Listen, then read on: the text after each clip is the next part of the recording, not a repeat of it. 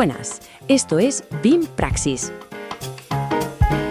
el podcast donde el BIM se encuentra con la inteligencia artificial. Exploramos la ciencia, la tecnología y el futuro desde el enfoque de la arquitectura, ingeniería y construcción. ¡Empezamos!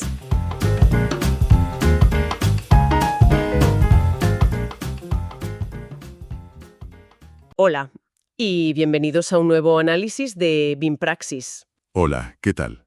Este es el 8º episodio de nuestra serie especial, Los papers que cambiaron la historia de la IA. Y el de hoy es uno de esos que, sin hacer mucho ruido al principio, lo cambió todo.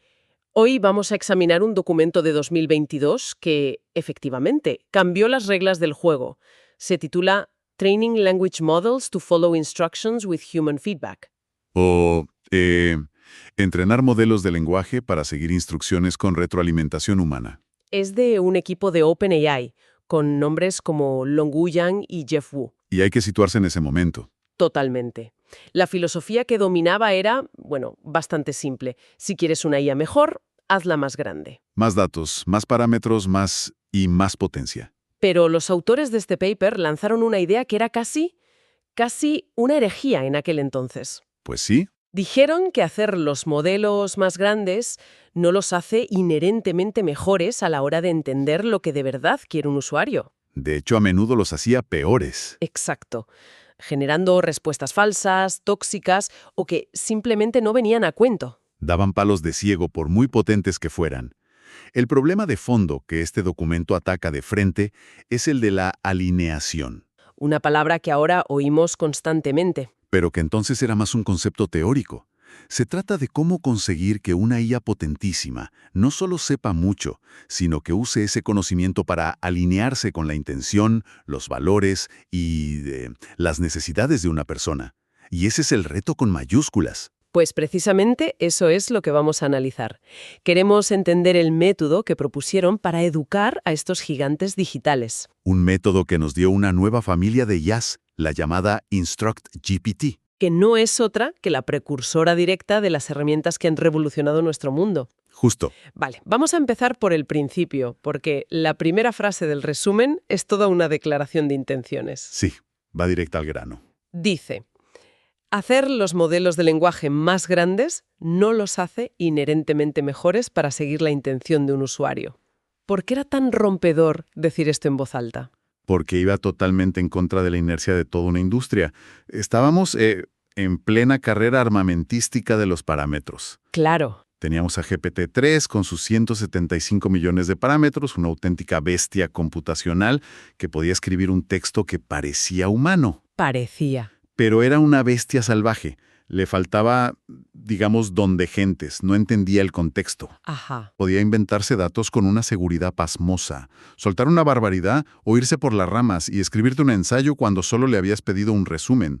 No estaba alineado. Es la imagen del genio un poco sociópata, ¿no? Totalmente. Sabe de todo. Puede recitarte la enciclopedia, pero es incapaz de mantener una conversación normal o de entender algo tan simple como explícamelo para que lo entienda un niño. Justo esa es la imagen. Tenías una máquina potentísima, pero no te servía de mucho. Como tener un Ferrari para ir a comprar el pan. Exacto. El problema no era la falta de conocimiento, sino la falta de comprensión de la tarea. Este paper cambió la pregunta fundamental. ¿Y cuál fue ese cambio? Pasamos de preguntarnos cuánta información puede almacenar un modelo a qué también puede usar esa información para ayudar de verdad a una persona. ¿Entendido el problema?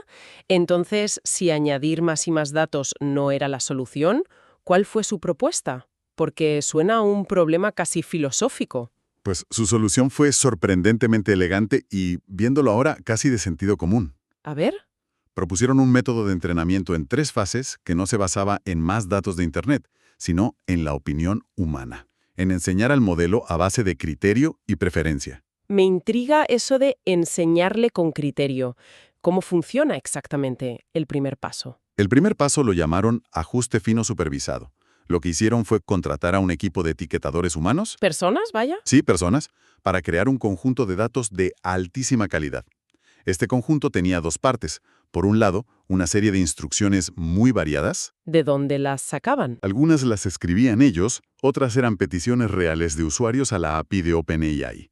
Y por otro lado, los etiquetadores escribían a mano la respuesta que ellos considerarían ideal para cada una de esas instrucciones. Ah, o sea que en lugar de soltarlo en la biblioteca infinita de Internet para que aprenda por su cuenta, ¿Exacto? ¿le dieron un manual de buenos ejemplos? Es como enseñarle a un estudiante no solo con los libros de texto, sino mostrándole los mejores exámenes, los de matrícula de honor, para que vea a qué debe aspirar. Has captado la esencia. Es una forma de anclar todo ese conocimiento abstracto y gigantesco a ejemplos concretos de excelencia. Pero esto es solo el calentamiento. ¿Ah, sí? Es en el segundo paso donde la cosa se vuelve mucho más sofisticada y para mí brillante. Pues adelante, cuéntamelo. El paso 2 es entrenar un modelo de recompensa. Aquí tomaron el modelo que ya habían ajustado en el paso 1 y para una misma instrucción le pidieron que generara varias respuestas distintas. Vale. Digamos entre 4 y 9. Y aquí viene la magia. Los etiquetadores humanos no tenían que escribir nada. Solo tenían que ordenar esas respuestas de mejor a peor. Ah, La respuesta A es mejor que la C, que a su vez es mejor que la D y la B. Un ranking. entiendo. Aquí la clave es el matiz. Ya no es un simple «esto está bien», sino que le dan una clasificación completa. Esta respuesta es genial, esta es aceptable, esta otra es bastante mala. Justo. Con eso, el sistema puede aprender lo que es la preferencia, la sutileza. Le están enseñando a tener buen gusto, por así decirlo. Exacto. Ese conjunto de datos con miles y miles de comparaciones se usa para entrenar a un segundo modelo de IA, uno completamente distinto. ¿Y qué hace ese segundo modelo? Su única misión en la vida es actuar como un juez. Se le llama modelo de recompensa y aprende a predecir para cualquier par de respuestas cuál de ellas preferiría un humano. Internaliza el juicio humano. ¿Se convierte en una especie de crítico de IA automatizado? Justo. Y es la pieza clave del último paso. Y ese último paso es el que lo une todo, imagino. Precisamente. El paso 3 es el que da nombre a toda la técnica. Aprendizaje por refuerzo con retroalimentación humana. El famoso RLHF, por sus siglas en inglés. Ese mismo. Aquí cogen el modelo de lenguaje original y lo ponen a jugar contra el juez que acabamos de crear. El modelo recibe una instrucción nueva, genera una respuesta. Y el juez le pone nota. Eso es. El modelo de recompensa le da una puntuación, una recompensa. Y el objetivo del modelo de lenguaje, a partir de ahí, es simple. Aprender a generar respuestas que maximicen esa puntuación. Es un bucle constante de mejora. El modelo prueba algo, el juez le dice frío, frío o caliente, caliente, y el modelo ajusta su estrategia para la siguiente vez. ¿Sí? Pasa de ser un simple loro que repite patrones a ser un asistente que intenta activamente dar la mejor respuesta posible. Un cambio de paradigma brutal. Has dado en el clavo. La genialidad está en traducir un concepto tan subjetivo y humano como una buena respuesta en una señal matemática, una recompensa, que una máquina puede entender y optimizar. Suena increíblemente bien en la teoría, pero la pregunta del millón es, ¿funcionó tan bien en la práctica? ¿Cuáles fueron los resultados? Los resultados no fueron buenos, fueron espectaculares. Y hubo un dato que dejó a toda la comunidad de IA con la boca abierta. ¿Cuál? En las evaluaciones a ciegas, donde los humanos comparaban respuestas sin saber de qué modelo venían, las respuestas del modelo InstructGPT de 1.300 millones de parámetros, El pequeño, digamos. el pequeño, sí, eran preferidas, de forma consistente, a las del gigantesco y todopoderoso GPT-3 de 175.000 millones de parámetros. Espera un momento. ¿Me estás diciendo que un modelo 100 veces más pequeño era considerado mejor por la gente? 100 veces sí. Esto rompe por completo la lógica que imperaba. O sea, que el sector entero estaba corriendo una maratón en la dirección equivocada. Les pilló totalmente por sorpresa. Mientras todos presumían de músculo, de tamaño, OpenAI se centró en la técnica, en la inteligencia real. Fue la demostración empírica de que la alineación es más importante que la escala bruta. De repente, la clave para una IA útil no era tener el superordenador más grande del mundo. Sino ser el mejor profesor. Exacto. Y esa lección es la que ha hecho posible que hoy cualquiera pueda tener una conversación coherente con una IA desde su móvil. Abrió la puerta a crear IAs más eficientes, más baratas y, sobre todo, más seguras. Y no era solo una cuestión de que las respuestas gustaran más, ¿verdad? El paper menciona otras mejoras muy concretas. Sí, y no solo eso. Los modelos InstructGPT mostraron mejoras muy significativas en veracidad. Dicho de otro modo, inventaban menos cosas. Las famosas alucinaciones. Exacto, las redujeron drásticamente. Y además, se observó una caída en picado en la generación de textos tóxicos u ofensivos. El entrenamiento con preferencias humanas lo empujó de forma natural hacia respuestas más seguras y fiables. Entiendo que lo hicieron más amable y seguro, pero a mí eso me suena a que lo caparon un poco. Al especializarlo tanto en ser útil y correcto, ¿no perdió potencia o versatilidad por el camino? Es una pregunta fundamental, y los propios investigadores se la hicieron. Era el gran riesgo. Claro. Pero la respuesta que encontraron fue que el modelo tuvo una regresión mínima en su rendimiento en las tareas académicas estándar. Es decir, no se volvió tonto por aprender a ser más útil y seguro. Ah, bien. Mantuvo casi toda su potencia y su conocimiento enciclopédico, pero ahora sabía cómo aplicarlos de una manera mucho más centrada en lo que el usuario necesitaba. Fascinante. Mejoraba en utilidad, veracidad y seguridad sin un coste significativo. A pesar de todo, algo que me llama la atención es que el propio paper es muy humilde. Admite que aún comete errores simples. No lo venden como la panacea. Y esa honestidad es, para mí, una de las grandes virtudes del trabajo. Son muy transparentes con las limitaciones.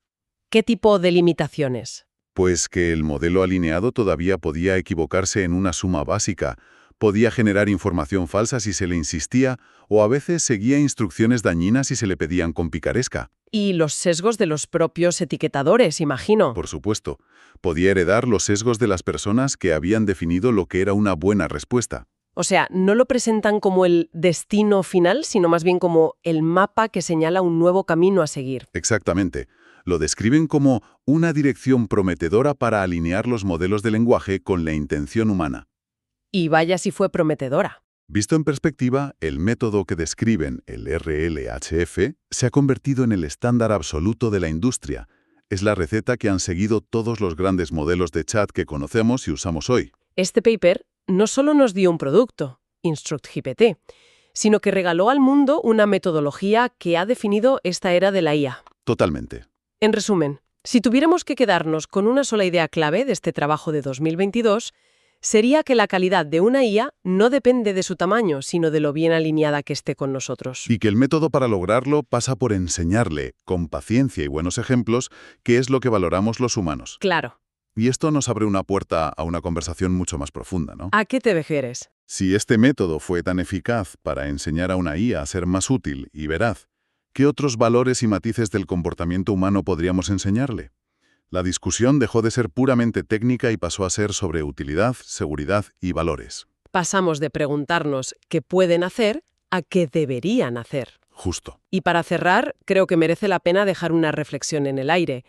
Todo este sistema se basa en un grupo de personas que deciden qué respuesta es mejor. Sí, ahí está el debate. Pero, ¿qué ocurre cuando los propios humanos no nos ponemos de acuerdo sobre lo que es verdadero, útil o correcto? Este trabajo no solo abrió un camino tecnológico, sino también un profundo debate filosófico. ¿Sobre qué valores y los valores de quién? Estamos grabando a fuego en la inteligencia artificial que definirá nuestro futuro. Exacto. Un tema fascinante. Desde luego. Mañana, en esta serie de Biopraxis, continuaremos nuestro viaje por la historia de la IA con otro paper que, de nuevo, cambió las reglas del juego. No se lo pierdan. Va a ser muy interesante. Gracias por acompañarnos.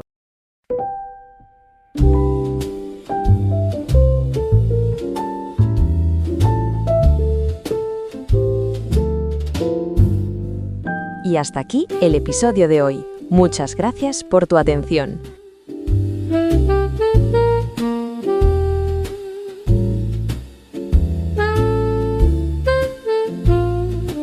Esto es BIM Praxis. Nos escuchamos en el próximo episodio.